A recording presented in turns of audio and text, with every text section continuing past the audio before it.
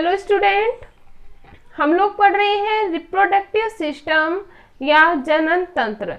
Reproductive system की last class में हम लोगों ने general introduction of reproductive system के बारे में पढ़ लिया था।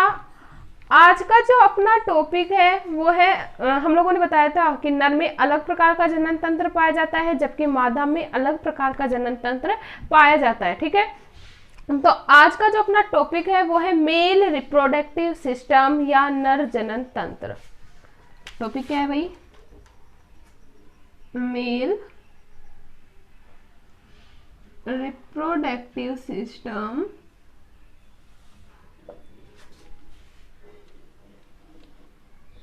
हिंदी में बोलते हैं नर जनन तंत्र।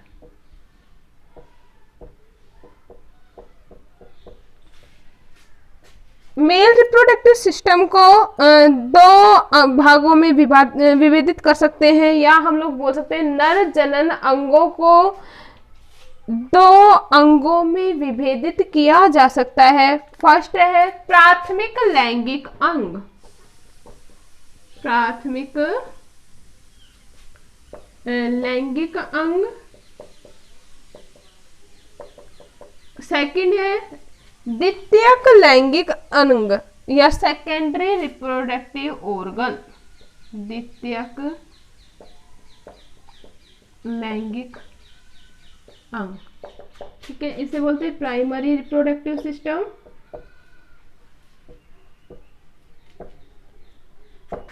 प्राइमरी रिप्रोडक्टिव सिस्टम, और ये होता है भाई सेकेंडरी रिप्रोडक्टिव सिस्टम।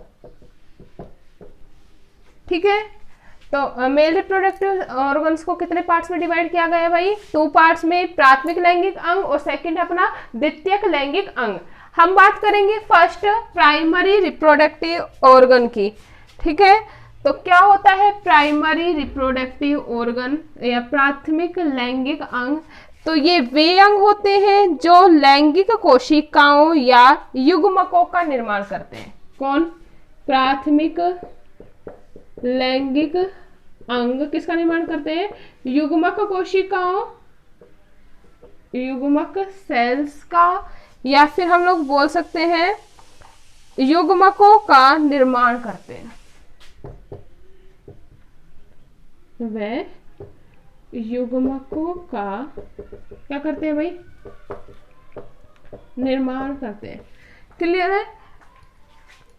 युग्मक सेल्स मतलब वे सेल्स जिसके द्वारा विभिन्न प्रकार के हार्मोन्स का, और हम लोगों को पता है कि जो मेल होता है उसमें जो लैंगिक युग्मक होते हैं वो क्या होते हैं? स्पर्म। क्या होते हैं भाई? स्पर्म या शुक्राणु होते हैं। इन सब का निर्माण जो करते हैं वो कौन करते हैं? प्राथमिक लैंगिक अंग। इसके साथ ही साथ विभिन्न प्रकार के जो हार्मोनों का जो सेक्रेशन किया जाता है वो भी किसके द्वारा किया जाता है भाई? प्राथमिक लैंगिक अंग के द्वारा।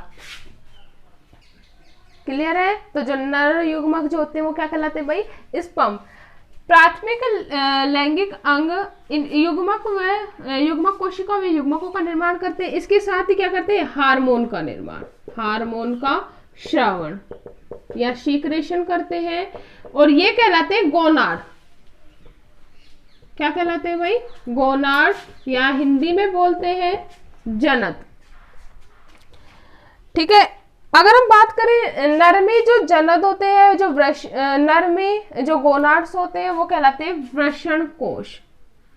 नर में जो गोनाड होंगे वो क्या कहलाते हैं भाई? वृषण कोश।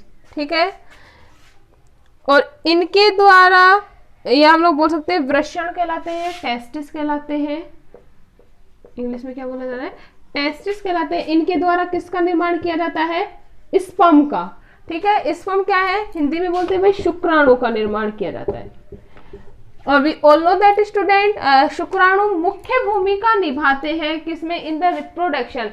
मेल रिप्रोडक्टिव जो गैमेट होता है वो कौन होता है? स्पर्म होता है। स्पर्म और एग के फ्यूजन के द्वारा ही किसका फॉर्मेशन होता है? जाइगोट का। तो जो मेन स्ट्रक्चर होती है स्पर्म, इसका जो निर्माण होता है वो कहाँ होता है? टेस्टिस में। इतना क्लियर है? अगर हम बात करें मानव में जो वृषण होते हैं वो एक जोड़ी पाए जाते हैं। कितने पाए जाते हैं भाई? एक जोड़ी वृषण पाए जाते हैं जो कहां पर स्थित होते हैं? वृषण कोश में। कहां पर स्थित होते हैं? वृषण कोश में। और जो वृषण कोश होता है वो उदर गुहा के बाहर उपस्थित होता है। कहां पे उपस्थित होता है? उदर गुहा के बाहर। उदर गुहा के बाहर उपस्थित होते हैं। ठीक है। जो वृषण कोश होता है या वृषण जो होता है इसके दो भाग होते हैं। वृषण के कितने भाग होते हैं भाई? दो। कौन कौन सा? एक जो भाग होता है टेस्टिस का वो तो निर्माण करता है शुक्राणु का। किसका निर्माण करता है? शुक्राणु का निर्माण करता है। जबकि दूसरा जो भाग होता है वो अंतःस्रावी ग्रंथि के रूप में कार्य करता है। किसके रूप में कार्य करता है भाई? अंतःस्रावी ग्रंथि के रूप में। अंतःस्रावी ग्रंथि के रूप में कार्य करने से मतलब होता है कि इसके द्वारा हार्मोन का सीक्रेशन किया जाता है। और मुख्य रूप से जो हार्मोन का सीक्रेशन किया जाता है वो किया जाता है टेस्टोस्टेरोन। क्लियर है? कौन से हार्मोन का सीक्रेशन किया जा रहा है भाई? टेस्टोस्टेरोन हार्मोन का। हम लोगों ने लास्ट क्लास में पढ़ा था स्टूडेंट, जो टेस्टोस्टेरोन हार्मोन होता है वो मानव के या मेल के द्वितीयक गौण लैंगिक लक्षणों के लिए रेस्पॉन्सिबल होता है। जैसे दाढ़ी मूंछ का आना, आवाज का भारी होना आदि क्रियाओं का जो नियंत्रण किया जाता है वो किसके द्वारा किया जाता है? टेस्टोस्टेरोन हार्मोन के द्वारा। जबकि अगर हम फीमेल में बात करें तो फीमेल में क्या पाए जाते हैं? Estrogen and progesterone hormone. Clear है? तो ये था हमारे प्राथमिक लैंगिक अंग। वापस एक बार देख लेना, प्राथमिक लैंगिक अंग किसे कहा जा रहा है? ये वे अंग होते हैं जो युग्मक सेल व युग्मकों का क्या करते हैं? निर्माण करते हैं। और किसका श्रावण करते हैं? हार्मोन का श्रावण करते हैं। ठीक है। क्या कहलाएंगे? प्राथमिक लैंगिक अंग। इन्हें क्या कहा जाता है? गोनाड या जनद भी कहा जाता है। जो गोनाड होता है वो कौन सा होता है? वृषण। मेल में जो गोनाड पाया जाता है वो क्या पाया जाता है? वृषण पाया जाता है। या टेस्टिस, और टेस्टिस में जो निर्माण होता है वो किसका होता है? स्पर्म का।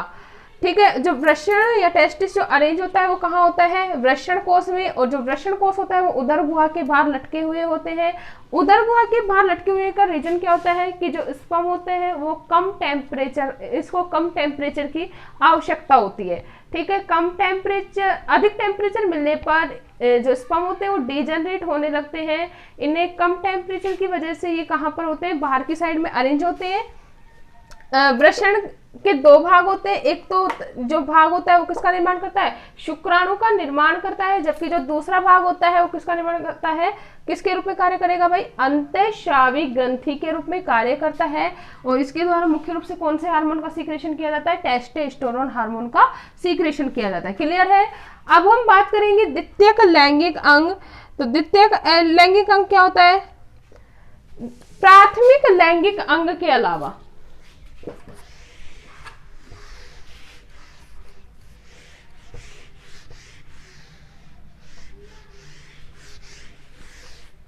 प्राथमिक लैंगिक अंग के अलावा जो भी अंग जनन तंत्र में कार्य करते हैं, प्राथमिक लैंगिक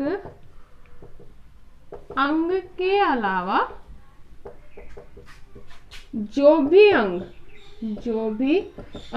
जनन तंत्र के रूप में कार्य करते हैं, जनन तंत्र के रूप में प्रेजेंट होते हैं, उसे क्या कहा जाता है भाई? द्वितीयक लैंगिक अंग। क्लियर है? अब द्वितीयक लैंगिक अंग में विभिन्न अंगों को शामिल किया गया है। जैसे फर्स्ट है वृषण कोश। ठीक है। सेकंड जो है अपना वह है शुक्रवाहिनी। थर्ड है शुक्राशय। फोर्थ है प्रोस्टेट ग्रंथि।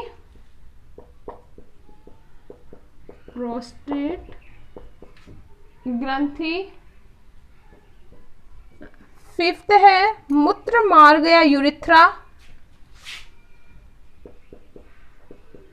मूत्र मार्ग या यूरिथ्रा, और जो लास्ट है वो है पेनिस या शिशन। ठीक है, इन सभी अंगों को सेकेंडरी रिप्रोडक्टिव ऑर्गन्स में क्या किया गया है, इंक्लूड किया गया है, या सेकेंडरी सेक्स ऑर्गन्स में इंक्लूड किया गया है। किस किस को भाई, वृषण को, शुक्रवाहिनी, शुक्राशय, प्रोस्टेट ग्रंथि, मूत्रमार्ग और पेनिस को किसमें इंक्लूड किया गया भाई, द्वितीयक लैंगिक अंग में। क्लियर है। नेक्स्ट क्लास में हम लोग इनके बारे में डिटेल से पढ़ेंगे।